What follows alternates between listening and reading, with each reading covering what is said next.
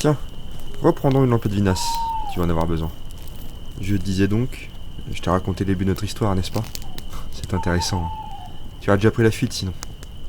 Je t'ai raconté les grandes lignes, comment Rollon s'est installé à Rouen, et comment il a reçu par le roi l'autorité sur les premières terres normandes.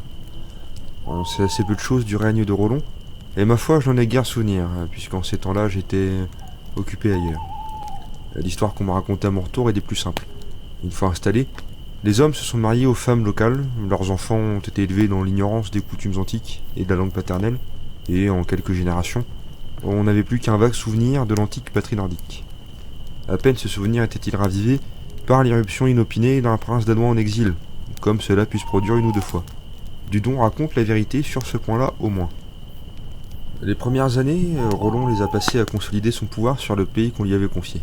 Bien que dévasté et vidé d'une partie de sa population, l'antique Neustrie n'avait pas perdu tout son sang et sa bravoure, et ça les Normands s'en rendirent compte bien assez vite. Malheureusement, j'étais assez peu présent à cette époque, j'étais appelé à d'urgentes affaires de l'autre côté de l'eau. Et ce qu'on a rapporté après était très incomplet, malheureusement. Je sais que Rollon a vécu jusqu'en l'an de grâce 933, date à laquelle le Créateur l'a rappelé à lui. Il a laissé derrière lui son héritage à son fils, Guillaume à la longue épée, lequel régna jusqu'en 942. Lui et son père ont agrandi les frontières normandes quasiment dans ce qu'elles sont aujourd'hui d'ailleurs. Ce n'est que le deuxième Guillaume, vers l'an 1050, qui parachève la conquête continentale en annexant le Perche au duché de ses pairs.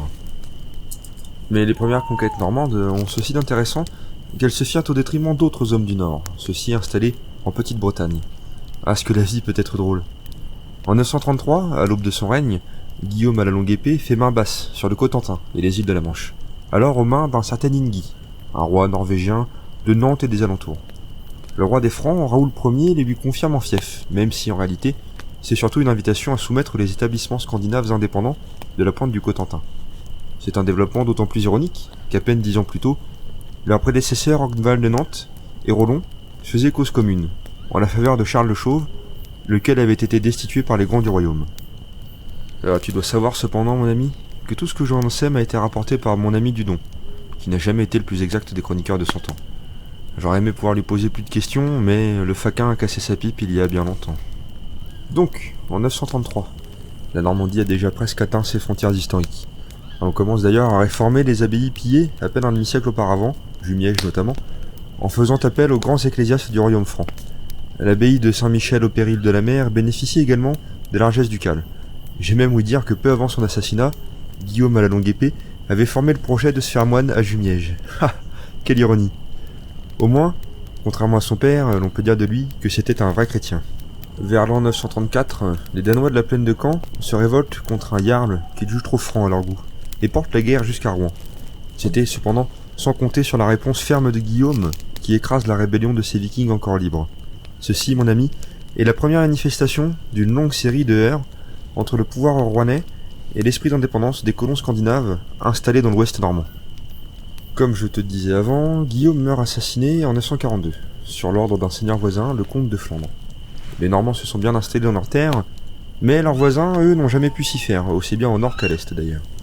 Le jeu politique de l'époque était un inextricable fatras diplomatique. Tantôt l'on se faisait la guerre, tantôt l'on se serrait la main en signe d'alliance. Ce n'est qu'à la mi-décembre 942 que Guillaume à la longue épée en fit les frais. Invité d'une entrevue diplomatique par son rival flamand, il retrouve son homologue sur une île au milieu du cours de la Somme, dans un petit village du nom de Piquigny, qui brillera plus tard dans l'histoire. Là, sur ordre d'Arnoul de Flandre, le comte, il est poignardé à mort.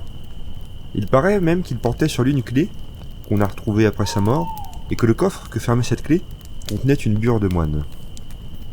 Le premier Guillaume meurt donc en laissant derrière lui une Normandie fortifiée et bien enracinée dans le terreau celtique. C'est bien grâce à lui d'ailleurs que la dynastie normande traversa les âges. Son fils, Richard Ier, le Sans-Peur, lui succède en tant que jarl des Normands de la Seine à l'âge de 12 ans environ. C'est à cette époque que je suis revenu dans le coin, je crois.